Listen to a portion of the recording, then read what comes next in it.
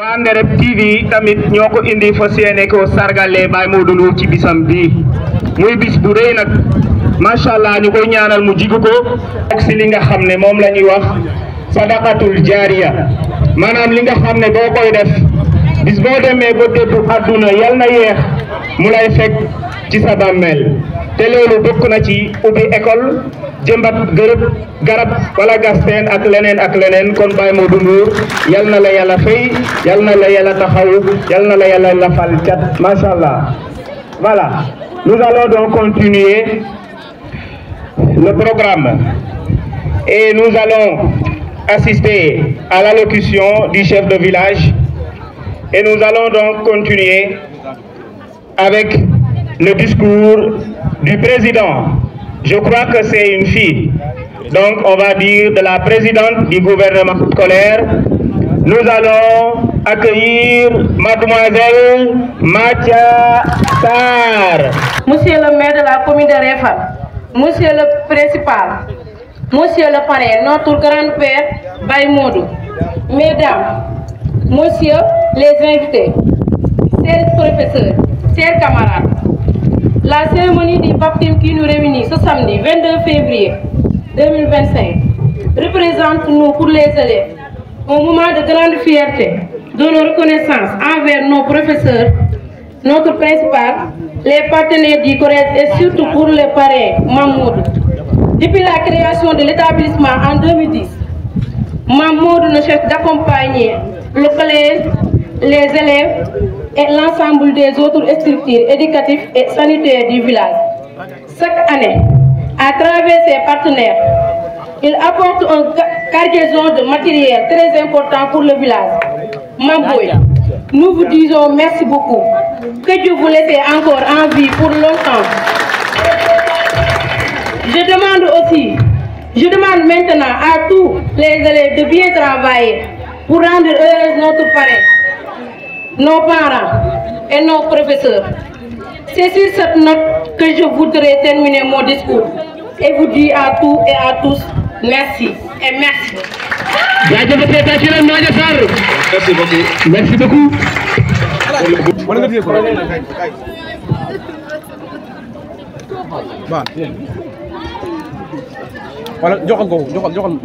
Voilà. Monsieur le représentant du sous-préfet de Lambaye, monsieur le représentant de l'inspecteur de l'éducation et de la formation de Bambey, monsieur le président du conseil départemental du département de Bambey, monsieur le représentant du maire de la commune de Réfane, messieurs les chefs de village et chefs religieux et coutumiers du village d'Ndereb et environ, monsieur le principal du CM Mamadou Ndour, ex-CM d'Ndereb, chers directeurs et directrices d'école de la localité, éminents professeurs, institutrices et instituteurs, monsieur le président de l'association des parents d'élèves, chers parents et ressortissants du collège de sa création à nos jours, chers élèves, mesdames, mesdemoiselles et messieurs, honorables invités. Après avoir fait louange à Dieu, le très miséricordieux et le tout miséricordieux, nous avons l'honneur et la gratitude de tenir cette allocution devant cette auguste assemblée ici réunie pour rendre un vibrant hommage tout mérité à un digne et illustre fils du terroir qui a le privilège d'être officiellement le parrain de notre établissement,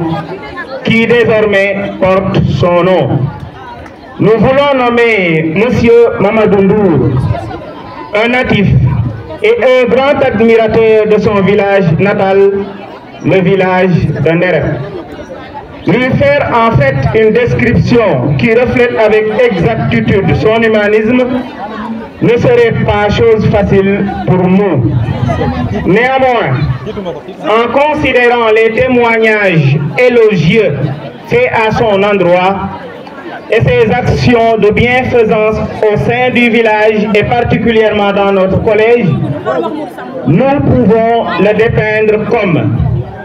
un homme imbu de toutes les valeurs cardinales de notre nation. Voici un homme aimable, un homme d'une dimension intellectuelle exceptionnelle, d'une bonté hors du commun, d'un altruisme indescriptible, d'une courtoisie et d'une humilité remarquables, d'une empathie sans fin. Il est aussi un patriote au sens premier du terme, un grand serviteur de son peuple, une référence, qui se distingue surtout par son intégrité et une générosité sans précédent et désintéressée. Son attachement à sa communauté, en dépit de la distance, il est donc à l'image de l'aigle qui, même s'il plane au firmament, garde toujours son regard sur ses aiglons restés au nid. D'ailleurs, les Wolofs disent Pichanga Tchakao, Waye Khelmangi Tissouf. En plus, il peut s'identifier parmi les bâtisseurs et héros auxquels fait allusion Nelson Mandela quand il affirme, je cite, il est très facile de casser et détruire, mais les vrais héros sont ceux qui font la paix et qui bâtissent. Fin de citation. Chers invités, élèves et parents d'élèves, permettez-nous de vous citer les actes qui justifient son empathie, sa générosité et son altruisme. Et ce sont des réalisations concrètes, matérielles et immatérielles. Sur le plan matériel et didactique, il a offert à l'établissement un lot de matériel impressionnant comprenant, premièrement, du matériel de bureau, à savoir des armoires, des tables-bancs, des chaises, des vidéoprojecteurs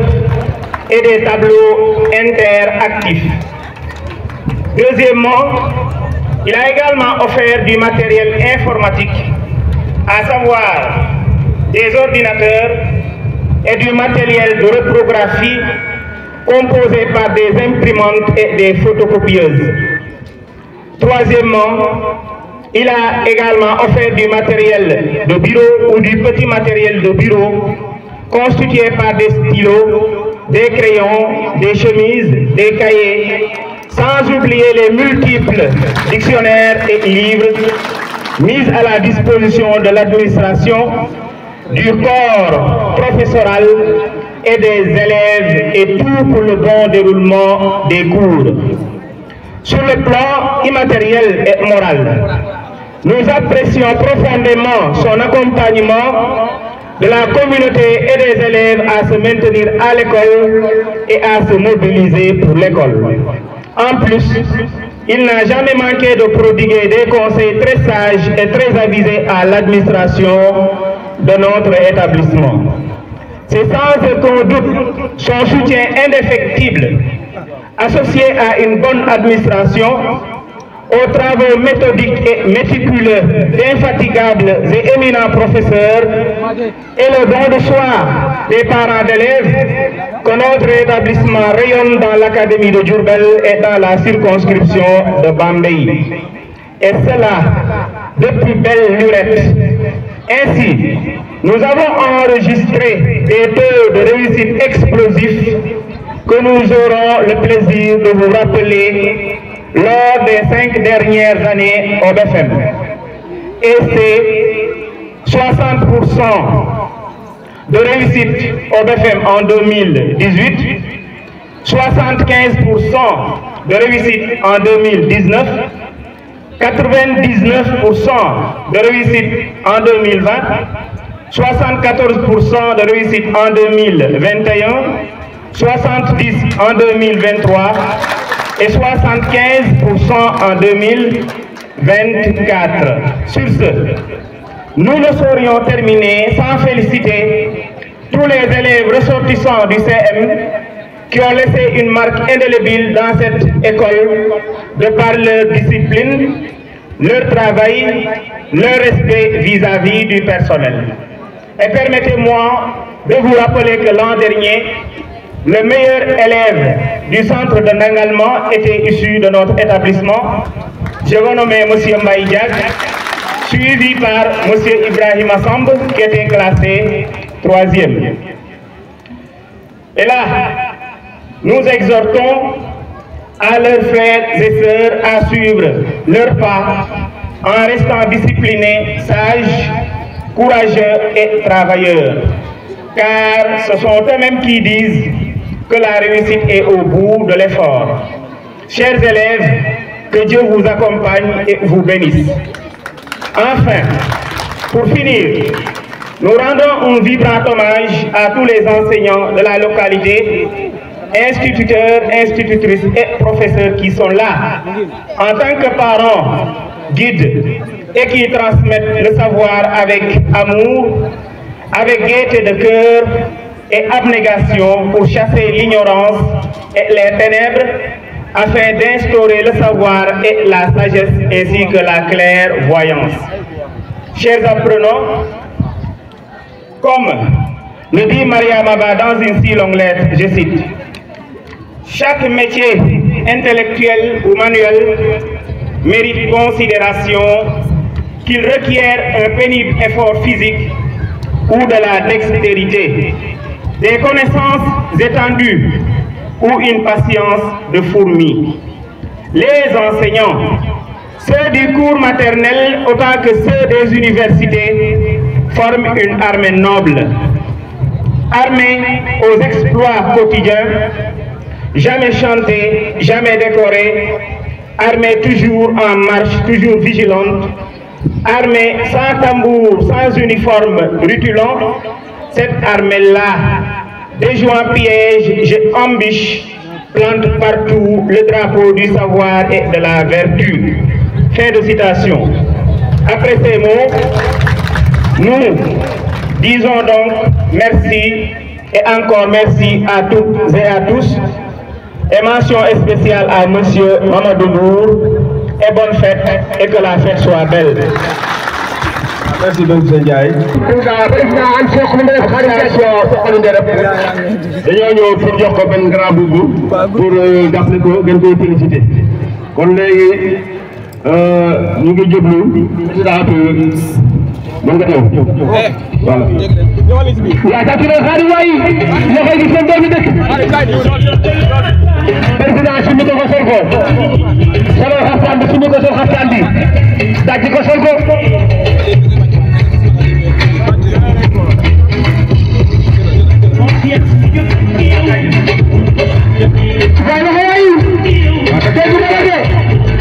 xaarim bi baax na de dan do ñëw bi ana ko ñëw bi dam la def solo pourtant jantal nga nag xaarim jantal nga nag ay ja xaarim dawal waaw asalaamaaleykum mbooloo mi maa ngi nuyu ñëpp di leen jaajëfal ci leen siyaare bu baax di nuyu assistance ñu teew yëpp waaw ñun la Khadim Diak ak président An Soxli Deret yàlla dafa dogal man la gaa yi tam teg ko ci boppu association bi yebal ma ci mbooloo bi pour ma ñëw andi ay cadeau yi cat ak ngërëm jëmale ko ci jëm ji Baye Modou mu doon nit koo xam ne wax dëgg yàlla jaxasoo nañu ci biir ak ci kaw ndax wax dëgg yàlla ñun ba ñu ràññee ko ba léegi ñu ngi dégg turam ba mag dem ba jaxasoog moom dem ba ci këram ba ca Ngexoo mu toog ak ñun di ñu jox ay conseils yoo xam ne wax dëgg yàlla conseil yu papa la conseil yu frère conseil boo xam ne nii ku ci nekk sa tànk dem ñun nag wax dëgg yàlla amuñu lu dul moom di ko sant di ko gërëm ndax itam tey su yàlla dogalee suñu gone yi doxatuñu ay jéego wuti nangal ma di dox ay kilomètres pour jàngi foofu au chef c'est grâce à mooy Baye Modou Ndour ñu ngi koy ñaanal wax dëgg yàlla suñu borom sàmm ko suñu borom kattanal ko suñu borom dolli ko wér suñu borom gën a leeral xelam te itam bu fekkoon ne ñun ñooy suñu borom dañuy delloowaat ay atam andiwaat ko dooleem andiwaat ko kattanam andiwaat ko ak andiwaat ko kiyam santé ba li nga xam ne maanaam yéeneem mu yegale ko ci dëkk bi nga xam ne moom mooy Ndereb étudiants yi nee nañu ak mboolem koo xam ne mu ngi ci Ndereb nee nañu amuñu sa fay ñu ngi lay sant di la gërëm yàlla nag dafa dogal ñun mënewuñu ay wax c'est la première fois ma jël micro jàkkaarloog aw askan wu toll nii jàkkaarloog ñoom di wax kon nag loolu dafay jafe waaye nag na nga xam ne ñu ngi lay sant jusqu'à notre dernière énergie ñu ngi lay gërëm di ñaan sama borom taxawu la defal la jàmm defal ko sa njaboot defal ko mbooleem boo xam ne dëkk moo nekk ci dëkk ak ci seen nu ngi ñaax élèves yi ne leen ngeen jàng pour joxaat Baye Modou delloo ko weccetam ndax wax dëgg yàlla def leen a jox xaalis di leen laaj weccet bi mooy xam-xam bi di ñaax professeurs yi nga xam ne ñoo fi nekk nañu taxawaayu grand frère taxawaayu papa taxawaay bépp boo xam ne ni wax dëgg yàlla ñi nga xam ne ñoom lañ jox savoir bi ñu mën koo consommer ko li nga xam ne moom lañ soxla suñu CM ñu am ko ndax bëgg nañu ko CM bi bokk ci CM yi nga xam ne moom la ñuy dégg ci au niveau du pays au niveau de la région wala fépp koo xam ne ni wax dëgg yàlla excellence am na fa suñu borom dogal mu jóge ñu ngi son Baye Modou baax di gërëm ñëpp leen jaajëfal wasalaam ñu ngi gërëm ñëpp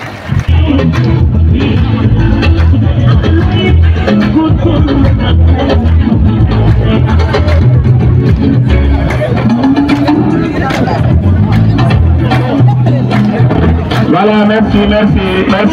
Pour Baye Ablaye Diack.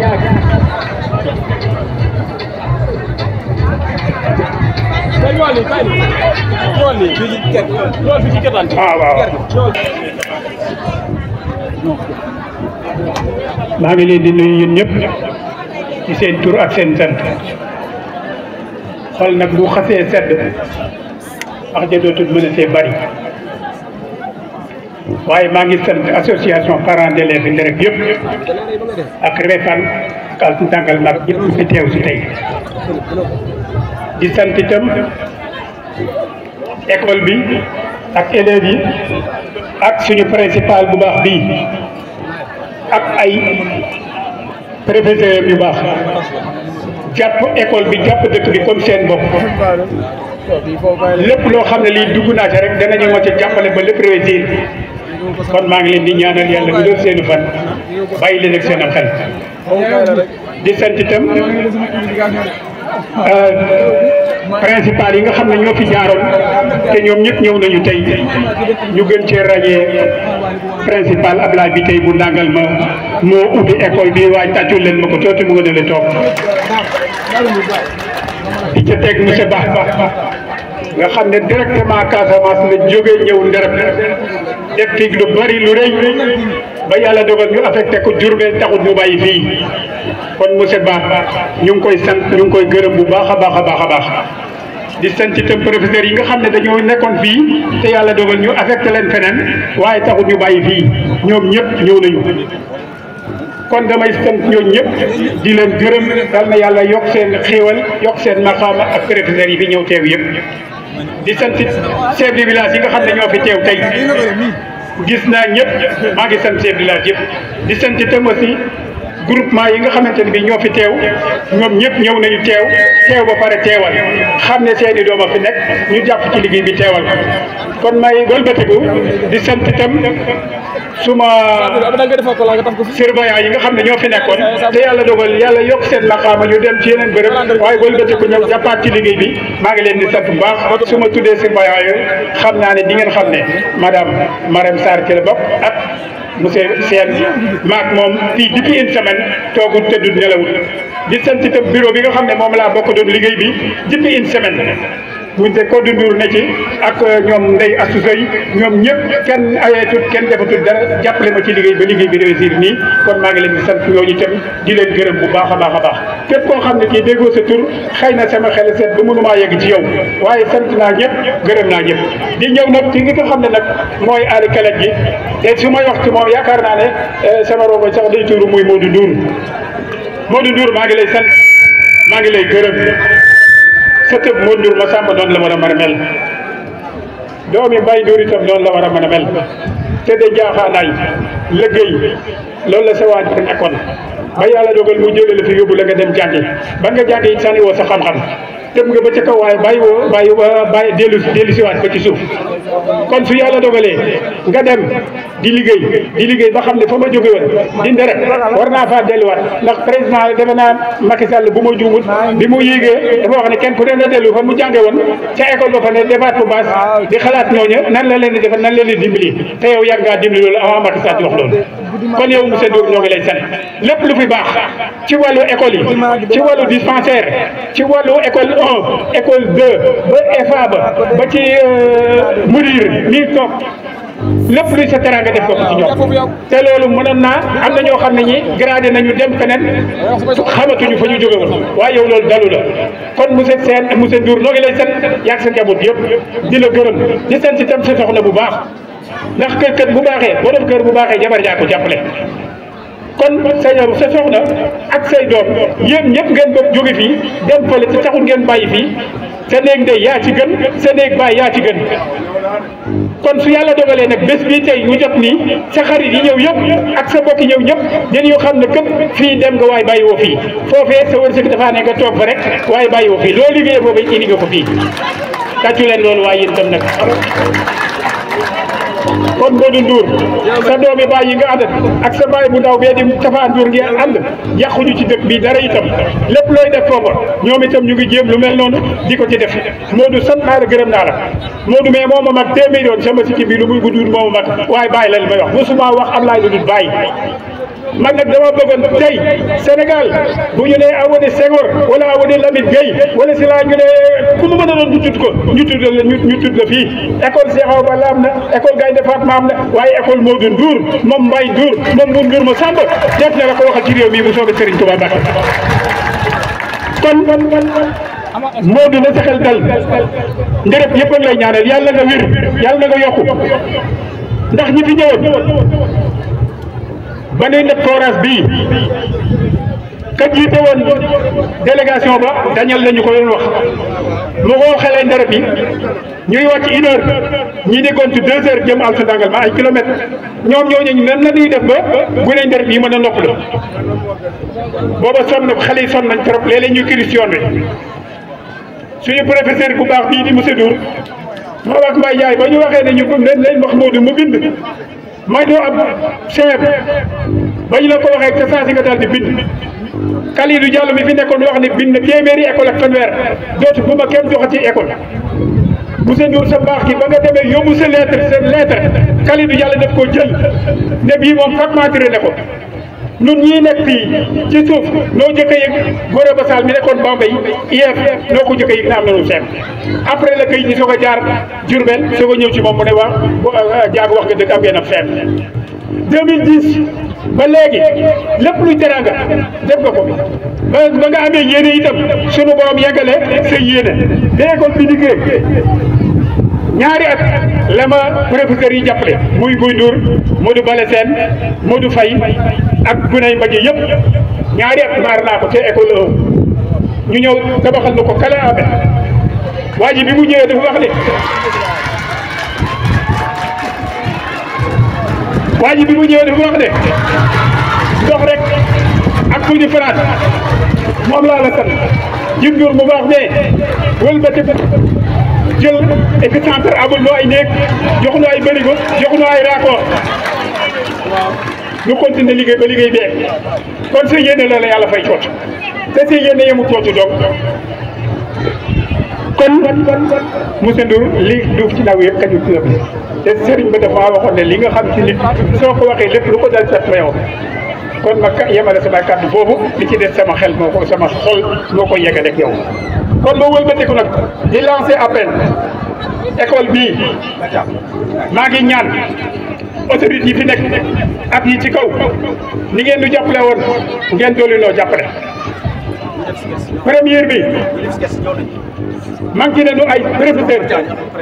SPCD ak mag ak lam stage ñett yooyu manqué la nañu ko bët nañu ko ci jàppale bu baax a baax a baax a baax professeur yi fi nekk ak principal bi dafa baax acci bi liggéey bi yëpp mais loolu yëpp manqué na fi beneen bi ci des surveillant moom amuñu ci dara ba di ñu dolli principal bi donc moo nekk fee bëgg nañu itam vraiment ngeen dimbali nu ci bu mën ta am ñaar ak surveillant général ñu mën a am ñaar ñu xaar surveillant général bi. beneen bi ci des itam Modou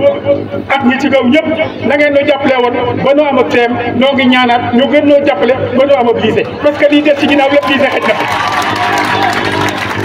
fi lycée xëj na li des ci ginnaaw lépp lycée xëj na fi te loolu la ñuy ñaan dafa am lu dul suñu doom yi te dañoo bëgg ñëpp mel ne yow avancé amay diplôme jël si waat di ko yeesale ci dëkk bi ndax ñun dëkk bi rek a du yor te duñ ko tox duñu dem fenn xale yi élèves yi rek la ñu am professeur yaa ngi fi ñëpp a ngi fi surveillant général yaa ngi fi yàlla na ñu am ay député yàlla na ñu am ay ministre leneen li ci des maa ngi koy lancé appel aussi centre secondaire boo xamante ne bii moom dañu koy xel di fii ci école bi nga xamante ne bii fii la ñuy defee examen parce que bu ñuy defee examen ñëpp dañuy ñàkk jot duñu mën a dem man mii paa bi donc maay dem jël ceeb beeg mat meeg saret yeeg yëpp yóbbu ko te sonn naa vraiment sonn naa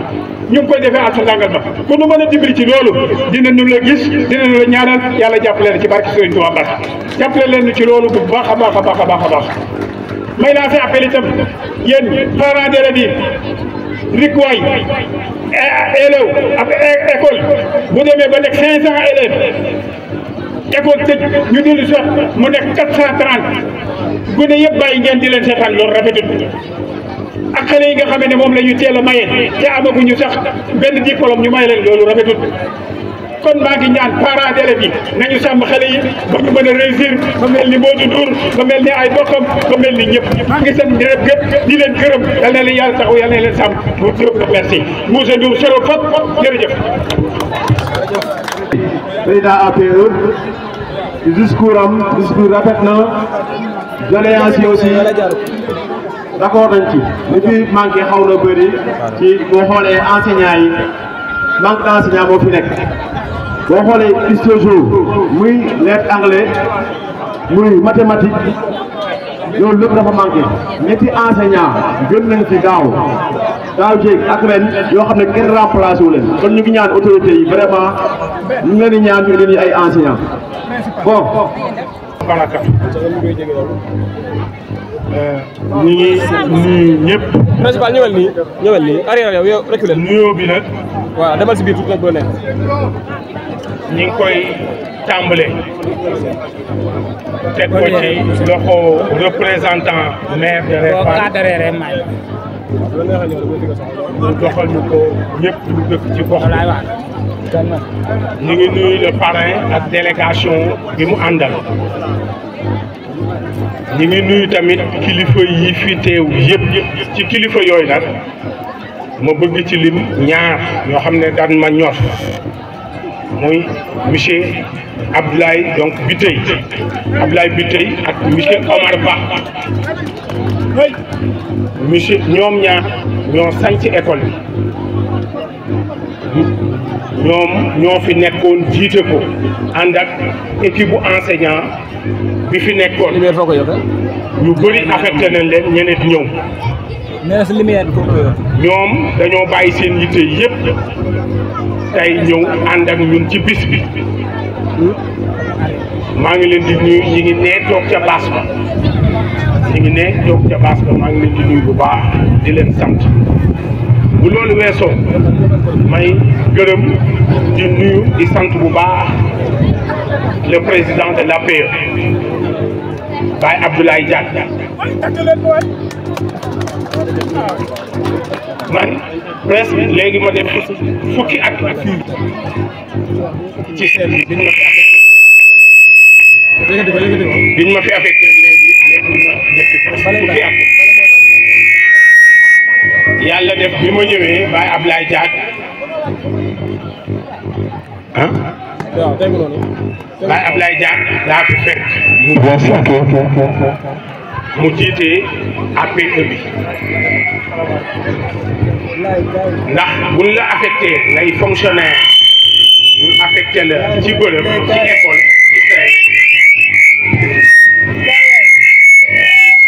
APE bi mooy interlocuteur direct ndax ñun duñu ay maanaam ay techniciens de l'éducation la dañoo tàggat ñu jël ñu doon ay fonctionnaires fu ñu dem rek affaire fu ñu affecté rek affaire dañuy lijjanti njàng ma ak njàngale ma waaye nag am na fu ñu yem askan wañ ñu affecté ñoom ñooy organiser wu di surveiller di saytu ndax li ngay def baax na wala baaxul loolu nag NEREP kenn rawu leen ci kenn ëppalewu leen ci ma leen di seedeel ne saa bu ma wootee réunion AG nit ñi dina ñëw gis ngeen tey bis bi population bi ñëw nañ teewee ko lii nag nga xam ne moo ñu dajale tey ñuy ngénte école bi fekk na ñun ñu def ci ay démarches ba nga xam ne décret bi nga xam ne moo génn tudde école bi Mamadou Ndour décret la boo xam ne njiitu réew bi moo ko signé Bassirou Diomaye Faye moo ko signé ci ay këyit yu leer lañ ko teg ci enquête bu leer lañ ko teg dañoo woote réunion fii décider ko am ay këyit yu ñu war a génne këyit yooyu ña ko war a signé ko ñu dem ci inspecteur bi nekk Bambey ak ba nekk Njaaréem ak autorité yëpp fu mu war a jaar mu jaar fa waa Dakar dépêché une mission ñëw fii saytu école bi xool ko yàlla def na nag ba ñuy ñëw dañoo fekk suñu toogaay rafet ndax avertir ñu kenn mais bi ñuy ñëw yàlla ci ak mbaaxam fexe na ba ñetti fan avant ñu organiser set setal ñëw nañ fekk nañ fi jàngalekat yi fekk nañ ma fi fekk fi ñëpp ñu def seen enquête ba xam ne ñun ñu am fulla la ndax njiitu réew bu demee bay jël décret da koy teg fu leer mu jël décret bi génn juin ba mu génnee tamit vraiment ñun ñëpp ñu rafetlu ko communauté bi Baye Ablaye Diack en tête woote réunion wax ak waa dëkk bi kilifa yëpp ñu jox leen invitation convocation ñu ñëw fii ñu waxtaan bi ñu waxtaanee ñu ne dañoo bëgg a fësal mbir mi ma ne leen loolu du benn jafe-jafe ñoom ci seen bopp ñu décidé ne ñoom ñooy jël en charge toutes les dépenses parce que amul dans ci école benn budget boo xam ne jëm na ci mbiru yu demee nii nga war a jël xaalis def ko man ngaa génn nag sa poche ñu jël ci feneen bi loolu amee ñu nommé ñi ñu war a nommé le comité bi doxal ba tey comité boobu nag ñu ngi leen di sant di leen gërëm ñun amuñu seen fay lépp am dañ koo teg ci yoon teg ko ci waxtaan teg ko ci diisoo xale yi élèves yi nekk ci école bi ñoom tamit jàpp ci lépp ñoom ñoo ko organisé élèves yooyu maa ngi leen di sant bu baax di leen gërëm donc NEREP dafa nekk vraiment dëkk bu am solo képp ku nekk kilifa tey ci département bi dem nañ ba ci yow jox la carte jox la lettre d'invitation pour que nga ñëw teewe bis bi ndax day bisu patriotisme ak citoyenneté ak civisme bi nga xam ne le président Ousmane Sonko mu ngi koy wax président Diomaye Faye di ko wax dafa am nderet président micro bi yéegal ko yaa ko wàcce de dafa am nderet yéegal micro bi yaa ko wàcce dafa am nderet donc bu ñu demee ba yàlla def NEREP am xam-xam ak sañ-sañ ak bëgg-bëgg jël seen école tudde ko ku dëkk ci dëkk bi juddoo fi c'est parce que waa NEREP xam nañ lan mooy citoyen ndax mënoon nañ toog seetaan décret jóge ca kaw jël école bi tudde ko ku leen neex ndax loolu am na fi tagu parti socialiste am na fi ay jamono école yu ci bëri dañ ko tudde ay nit dañoo jekki-jekki rek tudde ko ay nit ay sëriñ ak ñeneen ñu fi nekkoon tamu parti socialiste am na mais école boo gis ak gox bu man di nekk ña nekk ca gox boobu am nañ sañ-sañ takku taxaw ne suñu école bii wala suñu poste de santé bii wala suñu centre de santé bii diw lañ bëgg ñu tudde ko ñu wut nag kayit ya teg ko ci yoon loolu moo am nderef mu nekk lu rafet kiñ ko tuddee aussi mat ko ndax man aussi bu Baye Ablaye Diagne ak communauté bi ñoom ñëpp waxee ne dañuy tudde diw man am naa ci cër man mi nga xam ne maa jiite école bi cër bi mooy bu fekkee damaa xam ne lii dafa rax affaire yu politique affaire yi yaa ma neex am naa droit rasu taxaw kilifa la am naa droit sama tampon sama signature maa ko moom du ma ko foye mais yàlla dafa def biñ ma nee diw lañ ko bëgg a tuddi diw boobu neex na sama xol set li tax laa leen bëgg a wax man biñ may affecté fii xaw ma Baye Mamadou Ndour xaw ma ko bi ma ñëwee fii ba def fi ay weer peut-être fekk fi Modou Ballé Sène ak Marème Astou Diouf Sarr ñu dëkk ci dëkk bi nekk ak man ma def fi ay weer ñoom tamit ñu seetlu ma xool ma ba peut-être ma doy leen ci leen wax ak Baye Modou Ndour wax ak ñoom Baye Modou Ndour woo ma téléphone ba mu wooyee téléphone ma laaj ko mu wax ma lu dal sama xel mu wax ma jaar-jaaram ne ma jaar na Bambey ma ne ko Bambey ci fan mu ne ma Sém Jéeri Fall man Sém Jéeri Fall jànge naa fa mu ne ma que Baye Salif Ndiaye la yow Baye Salif Ndiaye doomam a ngi toog fii ci baas ku dëkk Bambey juddoo fa xam nga Baye Salif Ndiaye xam nga fullaam ak faydaam ak li mu taxawoo njàng ak développement Bambey mu ne ma këram la nekkoon donc wax ma lu bëri ci boppam ma xam loolee enquête ko bu méngoog dëkk ñu doxaat tuuti muy ñëw ci école bi di fi indi ay bagages ndax dafa lëkkaloog ay partenaires ay ONG comme ñu nekk Europe yoo xam ne dañuy indi ay matériel ñun organisation yooyu xamuñu leen woon moom ci mbaaxam moo ñu booleeg ñoom ñu ñuy indil façon matériel bu ne la ngay cay dépensé du demee noonu la nga cay frais du demee noonu te matériel boobu nguur gi bëgg na koo joxe mais amu ko ndax mënta jox école bi bàyyi bee moom ñun école bi jooyuñu matériel jooyuñu table banc jooyuñu machine jooyuñu ordinateur loolu am na fi ndax moom at mu ne dina ci indi lu bëri lëkkoo ak ay partenaires am yàlla tamit def moom jëmmam du ñëw ci dëkk bi mukk te jaarul ci école bi nemmeeku na di ñu woo téléphone di xam li xew ci école bi ma renseigné woon bu baax a baax li fi indi école bi ci moom ak ci waa dëkk bi donc kooku booy tuddee école mérito la mu méngoo mu dëkk ci dëkk bi juddoo fi donc fii village nataalam la te mën naa seede ne da koo bëgg ci xolam nit nag yéen a ko mën a jàppale yéen ñii nga xam ne yéenay ay mbokkam yéen a ko mën a jàppale lépp lu xew ci école parents yi dañ cee am cër dañ cee am solo ñi fiy jàngale dañ leen fi affecté leen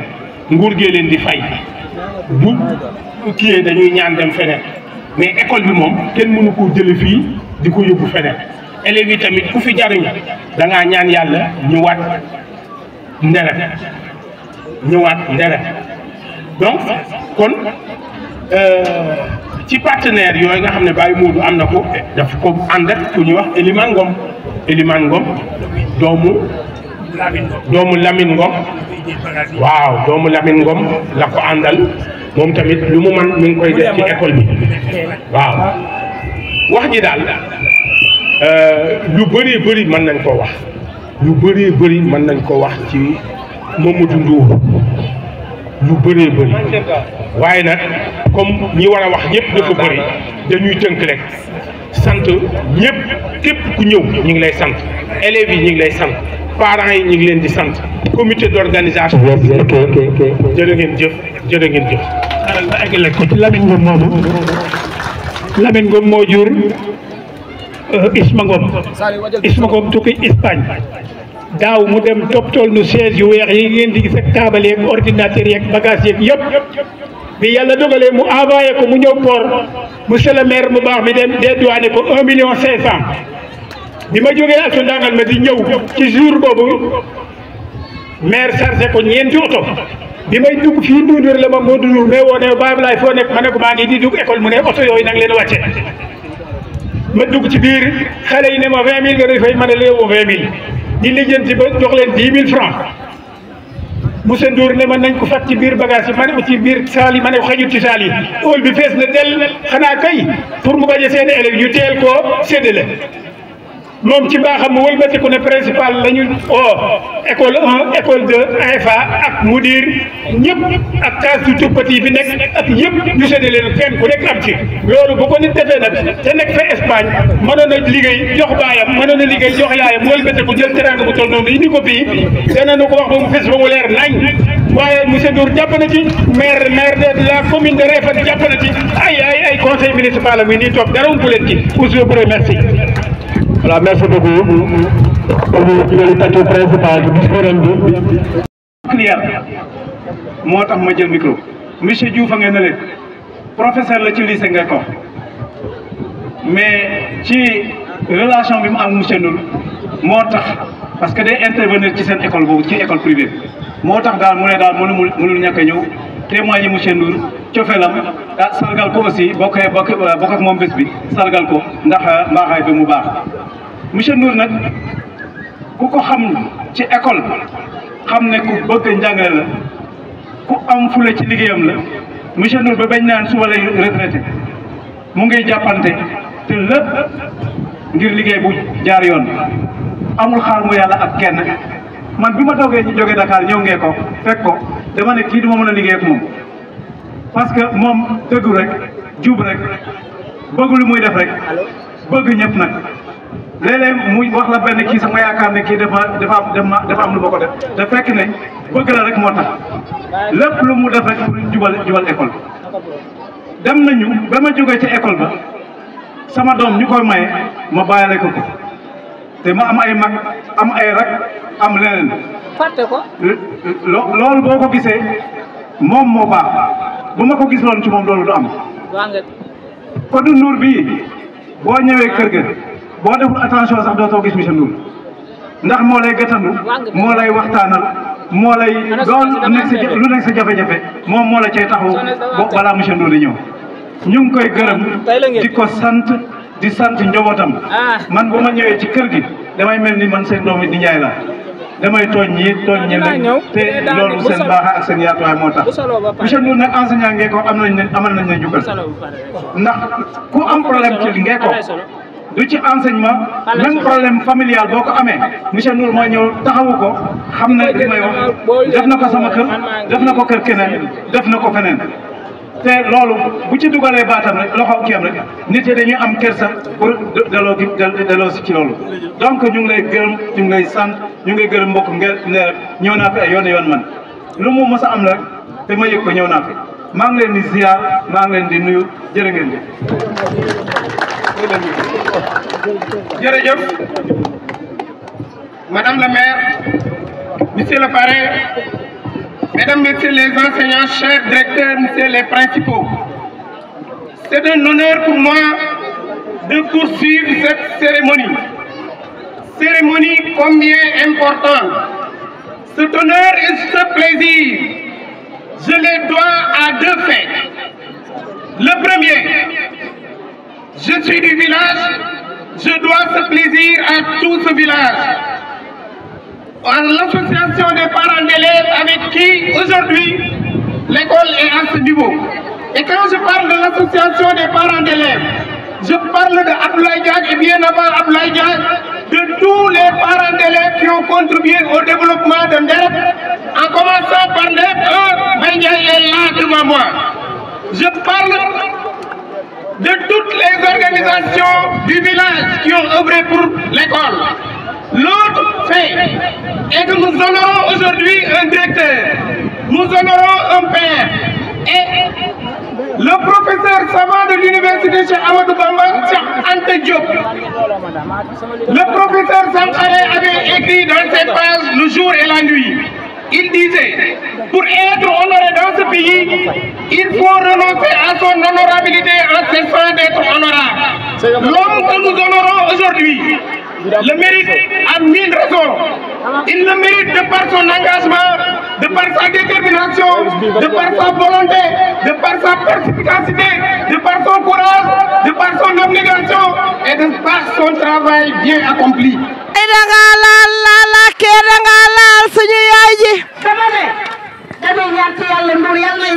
billaay dëgg la amin waay ma ne ko amin waay ma ne ko amin waay billaay dëgg la ma ne ko dëgg la dëgg la billaay boo yàqoon kër ga mu yàqu yàqul kër ga ma ne ko yàqoo kër ga boo ko yàqoon mu yàqu billaay dëgg la ma ne ko de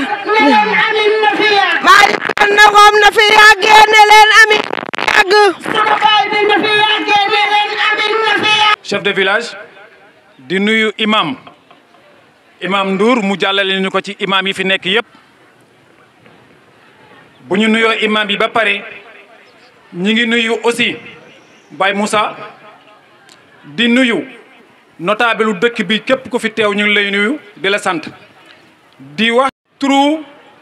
l'inspecteur de l'éducation et de la formation de Bambey muy Papa Amadou Sidibé waaye en même temps di wax ci turu l'ensemble des directeurs yi nga xamante ne ñoo nekk ci CODEC bu Réfane te CODEC bi Mamadou Diaw Faye jiite ko di wax ci turu directeur yi nga xamante ne ñoom ñoo ma jox seen kàddu tamit te teew fii di ko dalee ci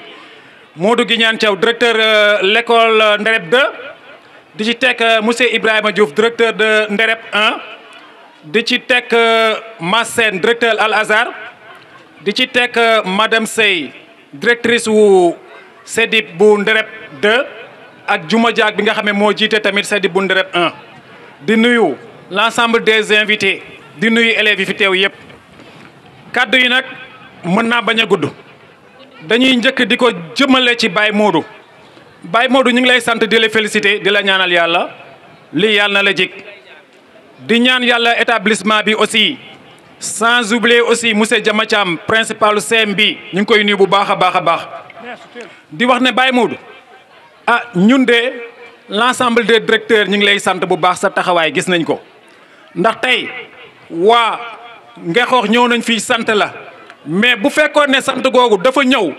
fekk waa Ndereb santuñu la tamit du saf kon ndokk bi nga xamante ne waa Ndereb ñoo la njëkk a sant ñun directeurs yi nekk fii ameel nañ la cant goo xam ne am na tàmbali mais amul fu muy yem ndax pour la première fois man bi ma fi nekkee ba léegi ah ñi ngi jaare ci sa kàddu tamit di sant monsieur Ismaïla Ngom mi ñu fi tudd léegi grâce à lii moo tax école yi nekk ci Ndereb yëpp jooyatuñu table banc jooyatuñu ay chaise jooyatuñu ay ordinateur wala lépp loo xamante ne établissement mi ngi koy soxla ndax moo ko jëlee ba bitim réew indil ñu ko jox ñu ko gratuitement kon Ismaïla ñu ngi koy sant mais lépp sa loxo la jaar kon yow da nga liggéeyal sa askan soog a dem fële ca Ngeexoot di fa eggali sa liggéey kon lii yàlla na la jig ndax monsieur bi tey wax na ko léegi nit boo koy sargal da nga koy sargal ci bi muy dund kon sa collègue yi wax nañ ko sa tur dootul fay ndax dañ ne ku la tudde doom bañu la mais établissement ku la ko tuddee sa tur dootul la fay ndax CM Ndereb ex-CM Ndereb la ñuy waxati mais actuellement CM Mamadou Ndour la ñuy wax kon sa tur mënut la fay kon fépp lañ ko noté fi nekk nii loolu nag li ko waral mooy sa engagement ak sa détermination ak sa bëgg liggéey ndaxte sa jaan wàcc na ndax boo nekkee ci éducation liggéey ci ba retraité ñu jëlaat établissement bu toll nii tuddee la ko kon gàcce ngaalaama kon ñu ngi lay ñaanal di la sant di la gërëm di wax ne waa Ndereb am na ñoo xamante ne dañu nekk Ndereb man dama fee ñëw di fi liggéey mais ku leen jàppale ñu dem nañ jàppale ndax bëgg nañ seen dëkk di ko dalee ci Babacar Ngom mi nga xam ne moom lañ chargé éducation commune bu Réfane ak monsieur Nguy Ndour Bale Sène Modou Faye ak Marème Assou Diouf Sarr ay tat lañ yoo xamante ne vraiment ñu bëgg seen gox lañ. merci à vous yàlla na yàlla jàppale. voilà yàlla na